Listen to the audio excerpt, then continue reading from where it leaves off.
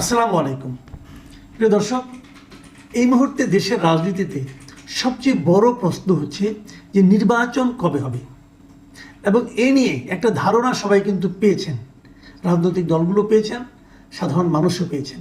কে দিয়েছে ধারণাটা? খোদ সরকার প্রধান ডক্টর ইউনূস দিয়েছেন। উনি একাধিকবার গত কয়েক সপ্তাহের মধ্যেই, খুব বেশি দিন দেরি নয়, গত এক সপ্তাহ দুবার অন্তত উনি বলেছেন যে এই বছরের ডিসেম্বরে নির্বাচন হতে পারে, ডিসেম্বরের মধ্যে। স্পষ্ট করে তারিখ ঘোষণা করেননি, কিন্তু সে ধরনের একটা ঘোষণা উনি দিয়েছেন।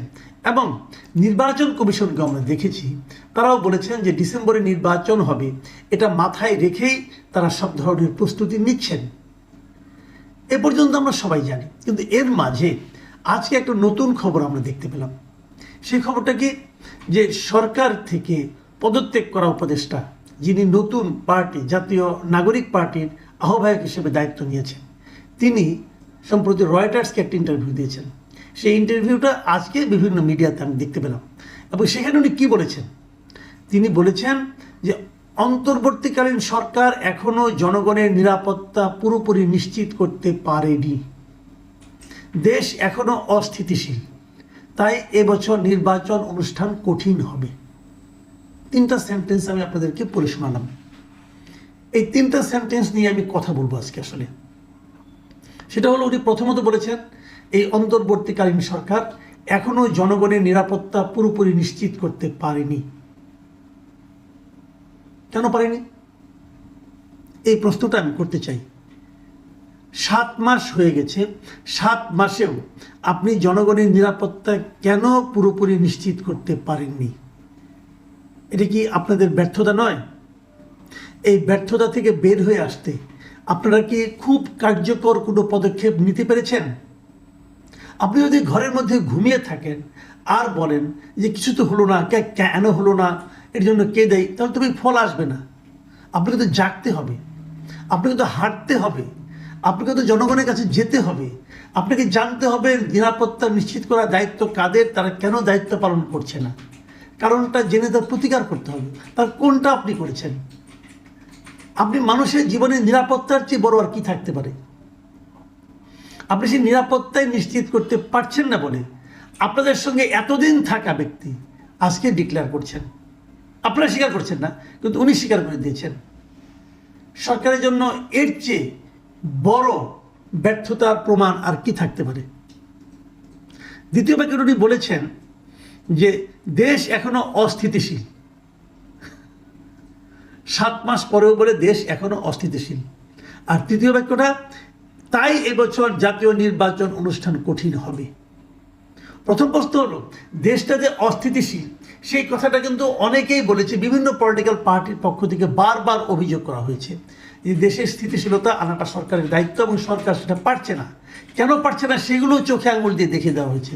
আমি নিজেও অনেক কিছু বলেছি, অনেক কিছু দেখিয়ে দিয়েছি। আমার আলাপ বাদ দেন, আমি একটা ক্ষুদ্র মানুষ, আমার কথা বাদ। বিভিন্ন পলিটিক্যাল পার্টিগুলো বল দিয়েছে, আপনারা সেই পথে যাননি কেন? গেলে আপনাদের মান সম্মান যাইতো? আজকে তো আপনাদেরই লোকই বলতেছে দেশ অস্থিতিশীল। তারপরে এই লোকে ভার্ডিক্ট দিচ্ছে যে এবছর জাতীয় নির্বাচন অনুষ্ঠান কঠিন হবে।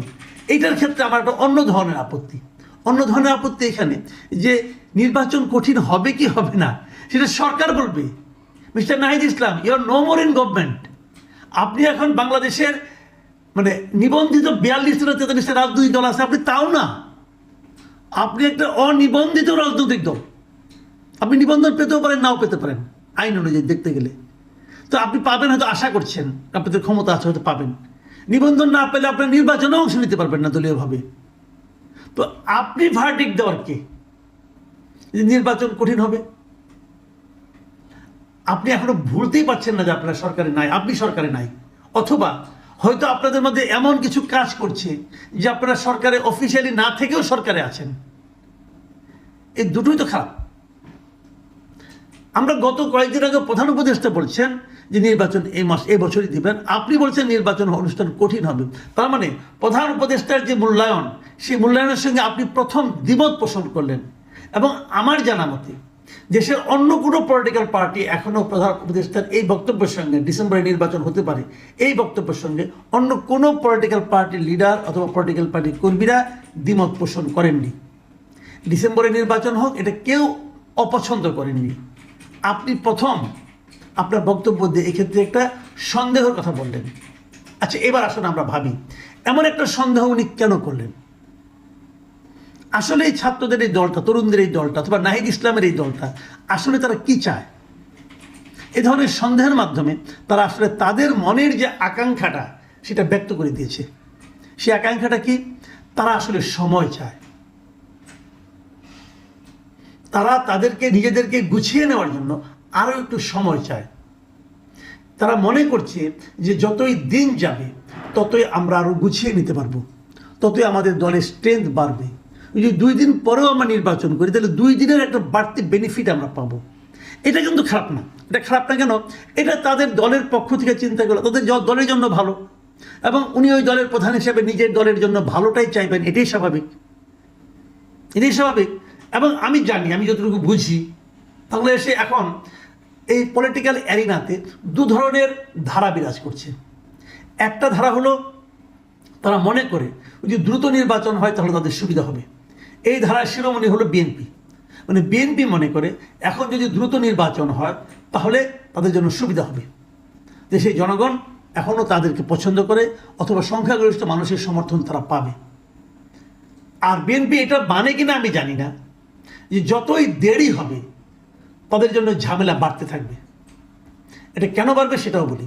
এটা বাড়বে এ কারণে যে বিভিন্ন মাঠ পর্যায়ে বিএনপির অনেক লোকজন কিন্তু নানা ধরনের চাঁদাবাজিতে জড়িয়ে গেছে। বিএনপি কেন্দ্রীয়ভাবে চেষ্টা করছে সেগুলো থামানোর জন্য, অনেককে বহিষ্কার করছে, অনেক কিছু তারা করছে, কিন্তু তাদের খুব একটা ফল হচ্ছে বলে মনে হয় না। নির্বাচন যদি দেরিতে হয় তাহলে এই জিনিসটা কিন্তু বিএনপি ছাড়া অন্য অনেক রাজনৈতিক দলের জন্য আমি মনে করি কিছুটা বাড়তি প্লাস পয়েন্ট হয়ে দাঁড়াবে। এটা গেল একটা বিষয়। আবার দেখুন, নির্বাচন দেরিতে করার জন্য এই যে নাহিদ ইসলাম যে কথাটা বলেছেন, এই কথাটা তো নির্বাচনকে উনি পিছিয়ে দিতে যাচ্ছে, বোঝা যাচ্ছে। ওনার দলের উনি একাই না, কিন্তু আরও নেতা, যেমন গত 2 দিন আগে আমরা দেখলাম যে সার্জিস আলম একটা কথা বলেছিলেন যে হাসিনাকে ফাঁসির মঞ্চে ওঠানোর আগ পর্যন্ত নির্বাচনের কথা কাউকে ভাবতে উনি মানা করে দিয়েছেন। তার মানে উনি নির্বাচনটাকে আরও প্রলম্বিত করতে চান। ওনারা তো বিরোধী দলে আছেন, ওনারা তো মাঠে আছেন, ওনারা কেন এখন নির্বাচনটাকে প্রলম্বিত করতে চান? এই প্রশ্নটা কিন্তু অনেক উঠবে। এই কারণেই ওনারা চান যে যত দেরি হবে তত ওনাদের পক্ষে মাঠ গুছিয়ে নেওয়াটা সহজ হবে। সেই দিকে তারা যেতে যাচ্ছেন। এখন শেষ পর্যন্ত কি হবে? আগামী সময়ে জাতীয় ঐক্যমত্য কমিশন যেটা হয়েছে, এবং এটা ইস্যু করে এবং অন্য ইস্যুতে সরকারের সঙ্গে নিশ্চয়ই বিরোধী দলগুলো বসবেন, সেখানে ওনারাও একটা দল হিসেবে বসবেন। বসার পর ওনারাও বলবেন নির্বাচনটাকে পিছিয়ে দেওয়া হোক, আর অন্যরা বলবেন নির্বাচনটা ডিসেম্বরেই করা হোক। সরকার কোন দিকে যাবে? সরকার কাদের কথা শুনবে? এই বিষয়টা কিন্তু সামনে আমাদের মতো দর্শক যারা আছেন তাদের জন্য দেখার বিষয়। আমরা দেখব সরকার আসলে কোন দিকে যান, এবং সরকার কোন দিকে যান তার উপর নির্ভর করে আমরা সরকারের কি চরিত্র সে সম্পর্কে একটা ধারণা করতে পারবো। দর্শকদের অনুরোধ করব আগামী দিনগুলোর জন্য সতর্ক দৃষ্টি রাখা। আপনারা দেখুন, বুঝুন এবং সিদ্ধান্ত নিন। আল্লাহ হাফিজ।